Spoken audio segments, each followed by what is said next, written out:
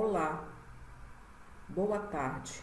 Nós estamos aqui para o nosso terceiro encontro da disciplina de Sociologia da Educação para o curso de Licenciatura em Matemática EAD Campus São João dos Patos. Eu sou a professora doutora Nilvanete Gomes de Lima, mas vocês podem me chamar de Nilva. Hoje o tema da nossa segunda unidade é Educação Laica, Universal, Laica e Democrática. E isso é uma pergunta, e essa pergunta ela é intencional. Quais são os tópicos desta aula? Bem, nós vamos falar do direito universal à educação e as lutas por uma escola democrática.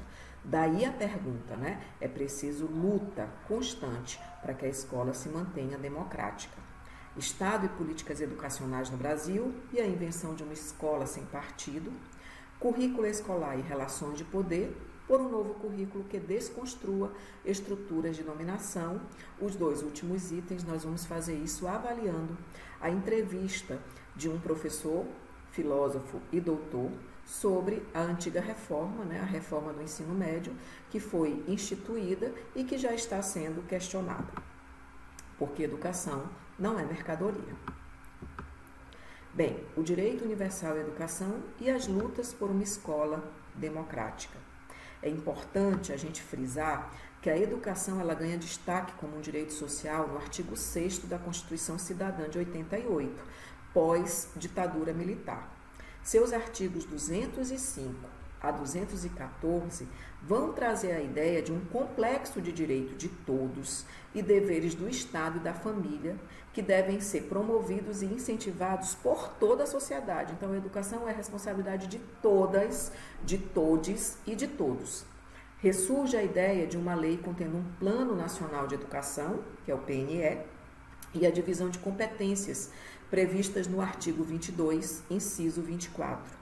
E o artigo 211, ele prevê um regime de colaboração entre os entes da federação, de modo a assegurar a universalização do ensino obrigatório. A educação pública, a política pública de educação gratuita e universal e de qualidade é uma das políticas públicas mais importantes, né? Uma política pública social das mais importantes. Ela emerge das relações sociais e de um contexto histórico específico, que é a resposta do Estado às questões problemáticas de um determinado segmento da sociedade. Por exemplo, a gente pode ver aí a questão que ainda não foi vencida no Brasil do analfabetismo, e se constitui com ações planejadas, com caráter humano, temporal e resolutivo. Nesse direito, né, nessa luta por um direito universal à educação, a gente vai ter aí 3 versões da Lei de Diretrizes e Bases da Educação Nacional.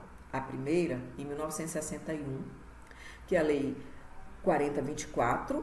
Depois, em plena ditadura, nós temos a segunda versão da LDB, a Lei 5692 de 71, onde vão surgir os primeiros pressupostos da educação inclusiva, né? Essa lei ela surge em plena ditadura militar. A educação ela não tinha qualidade e ela não alcançava os objetivos pretendidos. E aí existe uma reformulação também dessa LDB, a partir de uma lei que põe fim ao segundo grau profissionalizante em 1982. Nós ainda estávamos num processo aí ditatorial, mas mais de reabertura política. Em 88, nós temos a marca da nossa Constituição Cidadã. Em 1996, então, entra em cena a LDB atual, que também é conhecida como Lei Darcy Ribeiro, um sociólogo, educador, político brasileiro, que lutou muito pela efetivação dessa lei, tal qual ela existe hoje. Ela é considerada uma das leis mais importantes com relação a essa política pública educacional brasileira. Aqui vocês encontram o link da LDB atual, que vocês podem, inclusive, consultar. Bem, em 1999, foi escrito um relatório para a Unesco que ficou conhecido por esse nome, Educação, um Tesouro a Descobrir, e que o link está aí embaixo que vocês podem acessar. Nesse relatório se afirma o seguinte, que a educação está direcionada para 4 tipos fundamentais de educação: aprender a conhecer, para adquirir instrumentos de compreensão; aprender a fazer, para poder agir sobre o meio envolvente; aprender a viver juntos, que é a cooperação com os outros; e, finalmente, aprender a ser, que é um conceito principal que vai integrar todos os outros. E aí, nesse processo, então, educacional, nós temos políticas norteadoras do currículo que foram surgindo a partir da Constituição de 88, como o Plano Nacional de Educação, depois da Lei de Diretrizes e Bases, a exigência de parâmetros curriculares nacionais em 97, as DCNs, que são as Diretrizes Curriculares Nacionais, a BNCC de 2017 e o Projeto Político Pedagógico, que é um documento específico da escola, que é importante que vocês, como educadores, conheçam, né? Inclusive, vocês podem pedir para conhecer o projeto político pedagógico do IFMA, se ainda não conhecem, para que vocês possam ter acesso a esse documento também. Esse é um documento para toda a comunidade escolar. Nesse movimento de conquistas, a gente tem retrocessos. E a Escola Sem Partido, que é um movimento em 2 vertentes bem definidas, ela toma esse espaço, né? Então, o Escola Sem Partido, ele começa em 2004, composto aí por membros da comunidade, tem como líder o Miguel Najib, e a partir de 2014 ele ganha força num projeto, né, que é o projeto Escola Sem Partido, com projetos de lei para serem aprovados tanto nos âmbitos municipal, estadual quanto federal. O Escola Sem Partido tem a preocupação central, segundo o Miguel Najib, o grau de contaminação político-ideológica das escolas brasileiras, né? E ele coloca que os professores se prevalecem aí da liberdade de cátedra para impor a sua visão de mundo. Será, gente, que de fato nós conseguimos impor a nossa visão de mundo para um aluno? É algo que a gente precisa pensar. Outra coisa estaria a escola sem partido, isenta de partido? Olhem só, essa é uma campanha do Dr. Brito, médico e vereador, e ele diz o seguinte: Foz, aqui não se ensina ideologia de gênero para crianças na rede municipal de ensino e temos o Escola Sem Partido. Logo ao lado do Bolsonaro, vocês veem o partido, somos patriotas. Mas Miguel Najib afirma que esse movimento sem qualquer vinculação política, ideológica ou partidária. Fica a pergunta: é possível nós existirmos no mundo sem os valores que nos são incutidos?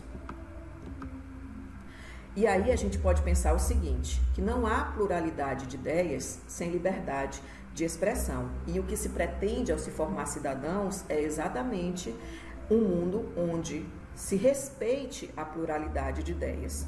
Por isso, existe um movimento contra o Escola Sem Partido, que é um movimento de professores que vocês também podem pesquisar e conhecer. Bem, aí a gente pode se perguntar sobre as noções de igualdade e de equidade da BNCC. É possível igualdade e equidade, né, numa escola sem partido, numa escola que se diz sem classe, mas que na verdade promove discussões e retaliações a visões de mundo que não sejam as suas? Então, o que é equidade e o que é igualdade? A BNCC, ela diz que não há possibilidade de ter uma sociedade justa, solidária e democrática se não houver garantia de equidade e igualdade. Eu gosto muito desse desenho porque esse desenho ele ilustra exatamente a diferença entre igualdade e equidade. A igualdade, ela coloca todos no mesmo nível, enquanto que a equidade, ela oferece ferramentas para que, a partir das minhas próprias dificuldades ou necessidades, eu possa ser nivelada. Então, a gente precisa pensar nessas questões. Se vocês quiserem conhecer a Base Nacional Curricular Comum, o link está aí. Bem, há críticas à BNCC? Sim, há críticas, né? E aí a gente pode fazer essa crítica, por exemplo, a partir da reforma do ensino médio. Esse é o professor, doutor e pesquisador Gabriel Grabowski. Bem, o professor Gabriel, ele vai dizer o seguinte sobre a flexibilização curricular. A reforma do ensino médio, que está sendo questionada agora, é uma proposta vazia e que permite tudo, flexibiliza tudo e obriga apenas português e matemática. E ele vai fazer sérias críticas ao fato dos atores do campo da política pública da educação não terem sido considerados, né, na aprovação dessa reforma do ensino médio. Além disso, ele vai dizer que nós temos nessa reforma vários ensinos médios que vão estar ligados à classe, à renda e à condição socioeconômica dos estudantes, permitindo que um grupo tenha bem mais acesso ao saber do que outro grupo. Isso, gente, é uma disputa de currículo e de poder e a gente pode perceber isso claramente, né?